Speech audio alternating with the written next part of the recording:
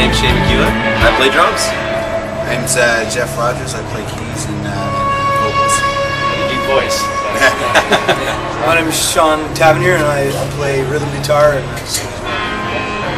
I'm Mark. I just play bass. That's it. Good bass.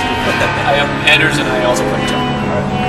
So you guys went on tour this year. I was kind of following you guys along on Facebook and all this kind of stuff. So how many games did you have to play through your tour?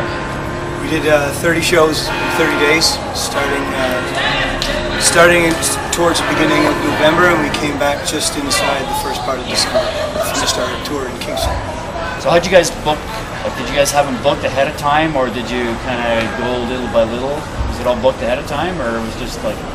Refer to agent on that one. Mostly, mostly booked ahead of time. Yeah. Okay. There were some gigs that were being booked as we went along, and we'd get a call sometimes just 3 days before, and we'd have nothing going on a certain day, and the gentlemen that were helping us book the tour would take care of everything from home, and then a long distance phone call later, we'd have another gig somewhere else. Okay.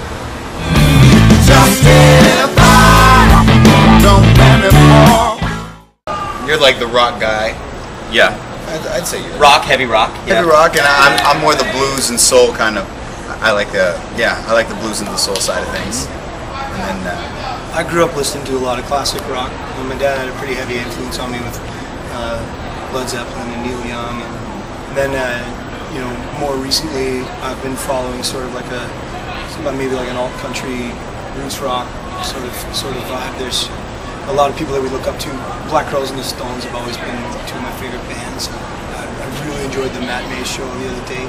So like a little bit of everything that I listen to rubs off on whatever it is that I'm feeling at the time. I just play bass. Come on, don't be so nice. What do you listen to?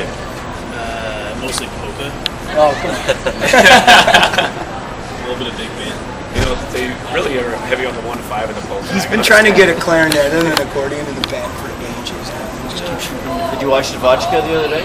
No, I don't even know what you're talking about. I was at home trying to learn how to play bass. I guess I'm kind of on the blues side of things as well. Probably not as heavy as Jeff is into the R&B and the soul kind of thing, but I grew up in blues as well. So, okay. Little Feet and stuff. Yeah, Little Feet, some classic rocks. A lot of, if you hear Anders' songs, there's his own personal tunes for, he writes a lot of sort of Dixieland style stuff too. Anders has a Neil Young song tattooed on his back too. I love my Neil Young. Oh, do you really? I love it. I think you should show them. I think I should shoot. Yeah. Here we go. All right. I knew I'd unbutton my shirt for a reason. you can't get through an interview without taking off clothing. Yeah, That's true. If you look closely, you can notice the spelling mistake. It's more of a grammatical error. Yeah, it's a punctuation. That's what happens when you get a German guy, Austrian guy. an Austrian guy to tattoo. It's like, yeah, it doesn't. Good enough. Okay. I wrote a story the other day about a woman that had her ribs tattooed with lyrics from Iron and Wine. Thanks, man. And she signed, the guys signed her hip, and she actually had his signature tattooed that day. Like that was probably yesterday. She had his signature tattooed on her hip. So he signed her hip, and then she went to the tattoo parlor and had it. That's awesome. That's like my Elvis Costello tattoo. We don't have a Zoom. Censored. We have a Zoom. So, That camera doesn't zoom that close. so we're at Matt Mays the other day, and it was quite a nuts show, right? And you kind of had, it made you think a little bit. Yeah. You know, where to take, your show, and what are you going to do anything different from what you learned from that this time around for Bluesfest? What's the thought? I think Do more tricks. Matt. Look like Jesus. Yeah, grow your beard, tear your shirt up a lot. No, I think a lot of what we've been working on, and we had the opportunity recently to work on our show, the show aspect of it, a lot more. Transitions between songs. We can't be afraid. Like one of our strongest points, obviously, is our instrumentalists, and I think my favorite part of our show is watching Jeff and Anders play off of each other and rock out any sort of extended jams, and Matt Mays isn't shy to do that, as we learned the other night. I personally consider you guys as a bit of an Ottawa supergroup because everybody's so freaking talented on their own. does that sometimes create a challenge? You know, you all strong personalities, all really strong musicians. There's definitely a sometimes, well, certainly in the early days of the band. You're the one to open that can of worms. Certainly in the early days, Jeff and I had some trouble stepping on each other's toes from time to time because, you know, we're supposed so used to going for a solo whenever there's a break. You know, One of us more than others.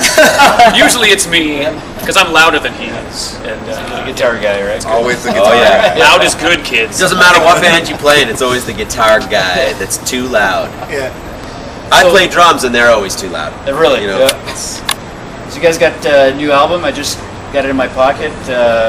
Heard a few of your songs. What was the idea behind that?